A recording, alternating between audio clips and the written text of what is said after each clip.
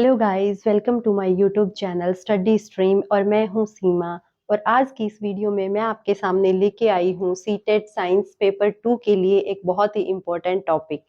ये topic food topic हमारी CTET point of view को देखते हुए बहुत ही ज़्यादा इम्पोर्टेंट माना जाता है, क्योंकि मोस्टली क्वेश्चन हमारे कार्बोहाइड्रेट, फैट्स और प्रोटीन की अमाउंट को लेके पूछे जाते हैं। बहुत से विटामिन को लेके पूछे जाते हैं। तो गाइस, आप कह सकते हो कि जो ये टॉपिक है हमारा फूड, ये हमारे लिए बहुत ही ज्यादा इम्पोर्टेंट होने वाला है। सो आइए इसको स्टार्ट करते हैं। So first of all, what is the food? Food होता क्या है, हम फूड खाते क्यों हैं, और फूड हमें क्या प्रोवाइड करता है जिससे कि वो हमारी बॉडी के लिए इतना नेसेसरी हो जाता है। तो फूड देखिए, फूड जो होता है उससे हमारी बॉडी को एनर्जी मिलती है। फूड हम डेली लाइफ में इन्वॉल्व करते हैं। जो फूड होता है उसको हम डेली लाइफ में कह सकते हैं कि 2 to 3 टाइम्स हम उसको यूज करते हैं टू गेन एनर्जी, ऐसा कह सकते हैं।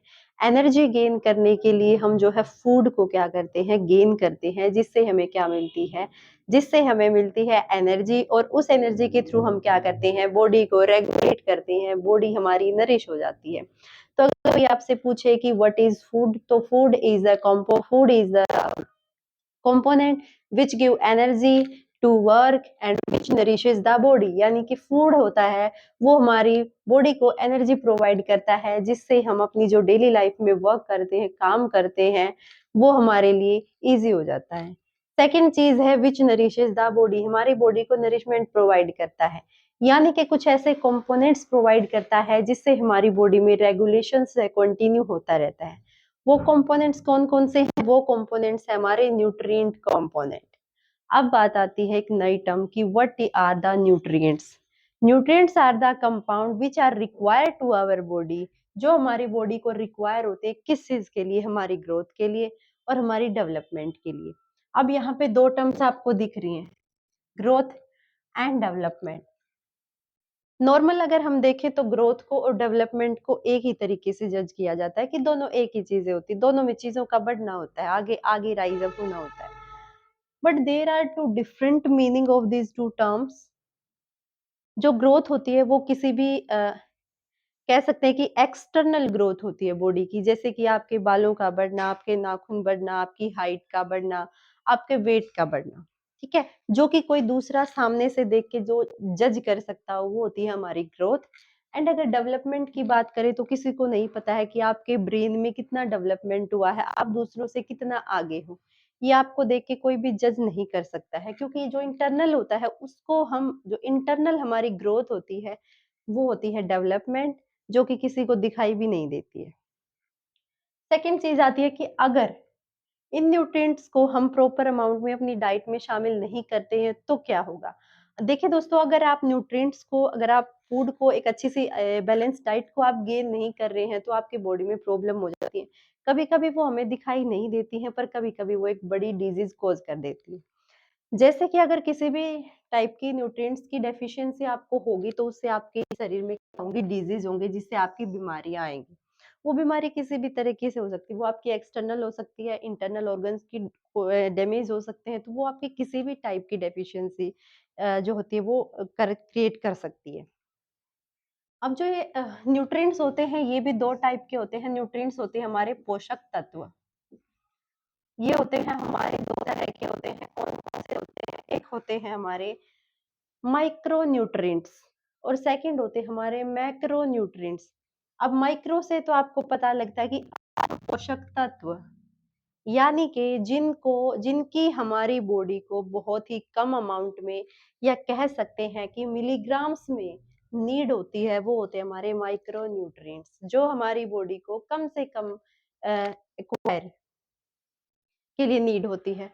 फिर जो माइक्रो न्यूट्रिएंट्स के अंदर आते हैं वो आते हैं दोस्तों हमारे विटामिन्स आते हैं, हमारे मिनरल्स आते हैं।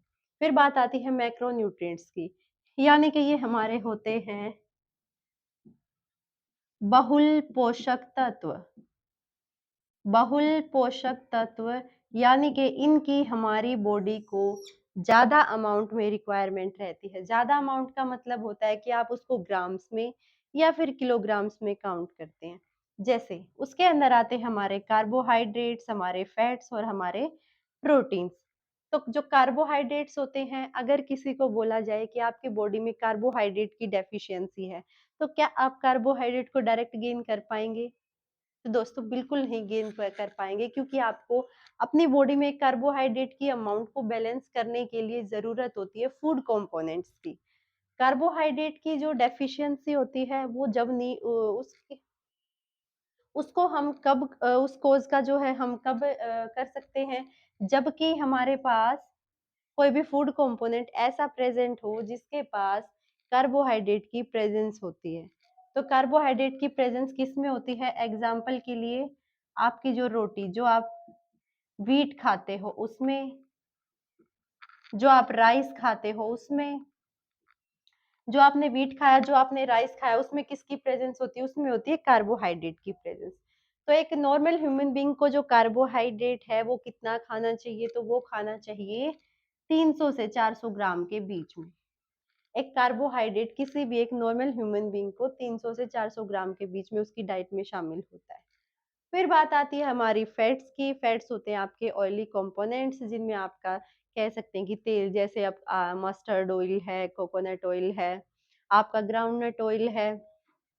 इस तरीके की जो चीज़ें होती हैं, जो आपके मिल्क प्रोडक्ट हैं, वो उनमें होता है फैट्स, और फैट की जो अमाउंट होती है वो होती है 80 ग्राम्स।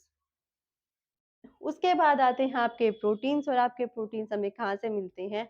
प्रोटीन्स हमें मिलते हैं पल्सेस से।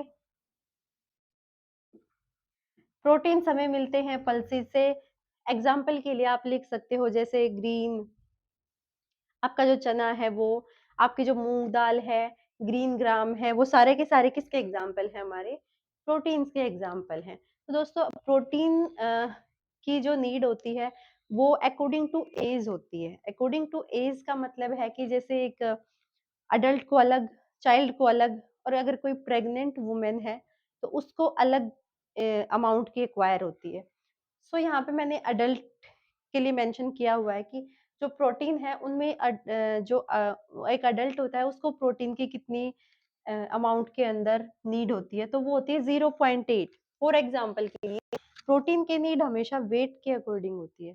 जितना बॉडी में वेट होता है उसी के अकॉर्डिंग किसी भी जो पर्सन है उसको प्रोटीन की नीड होती है। फॉर एग्जांपल के लिए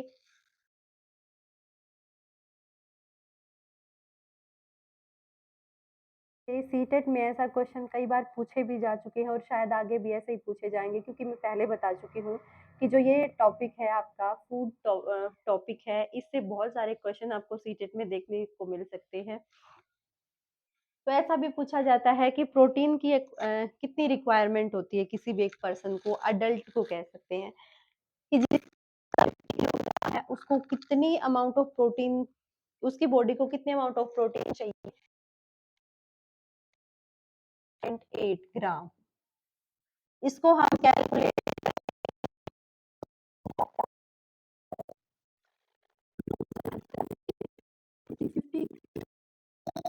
ये 40 ग्राम प्रोटीन। ऐसे ही एग्जाम्पल के लिए आप कर सकते हो कि किसी पर्सन का जो वेट है वो है 60 किलोग्राम, तो आप कैसे करोगे? सेम 0,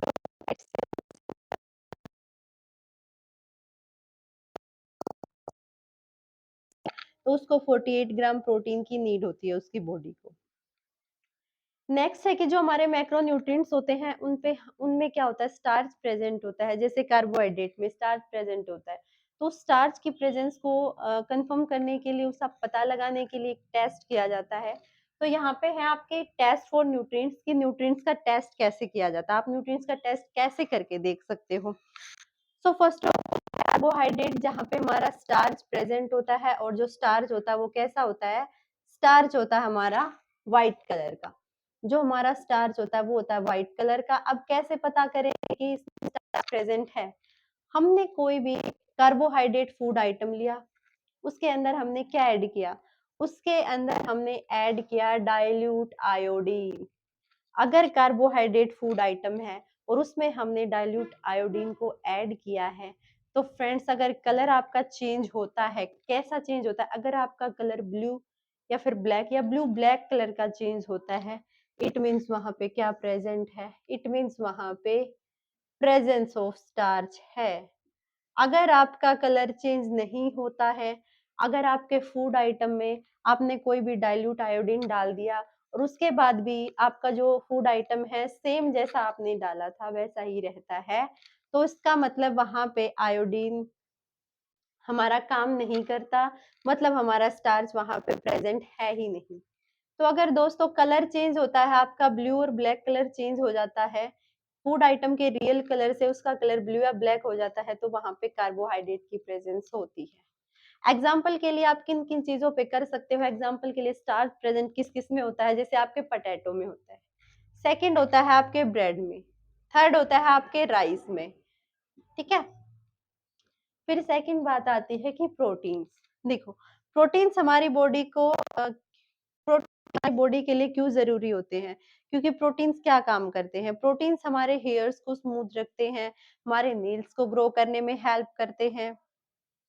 तो कैसे पता करेंगे कि प्रोटीन्स का जो फूड आइटम है, अगर हम उस पे कोई भी टेस्ट करते हैं तो उससे कलर चेंज होता है या नहीं होता है? तो सबसे पहले हमने लेना है कोई भी फूड।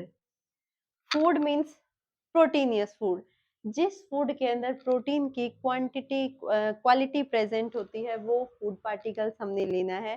प्लस में वो फूड पार्टिकल्स कैसा होता है? जो प्रोटीन फूड पार्टिकल लिया है वो होता है सॉलिड, और उस सॉलिड को चेंज करने के लिए हमने क्या डाला जाता है? उसमें डाला जाता है वाटर की ड्रॉपलेट्स। अब हमने दो स्टेप को कंप्लीट कर लिया। फूड ले लिया जो कि कैसा था? सॉलिड था। उसमें क्या डाला? वाटर ड्रॉप्स डाले। उसको क्या किया? हमने क्रश कर लिया।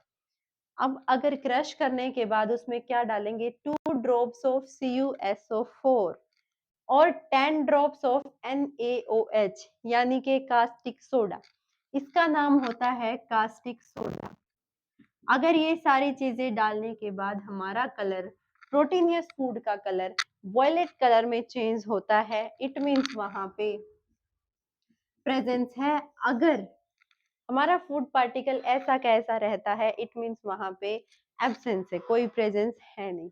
ऐसे ही दोस्तों हम कर सकते हैं, जैसे ऑयल फैट के लिए टेस्ट कर सकते हैं। जैसे फैट के लिए कैसे टेस्ट होता है कि आप लोगों ने एक पेपर लेना है, उस पेपर में कोई भी ऑयली पार्टिकल्स या कोई भी ऑयली थिंग्स या कोई भी ऑयली कंपोनेंट उस पेपर के अंदर डाल के आप उसको ऐसे ऐसे रब करने के बाद आप देखोगे कि उस पे कुछ इस तरीके के ऑयली पैचेस अपीयर होंगे।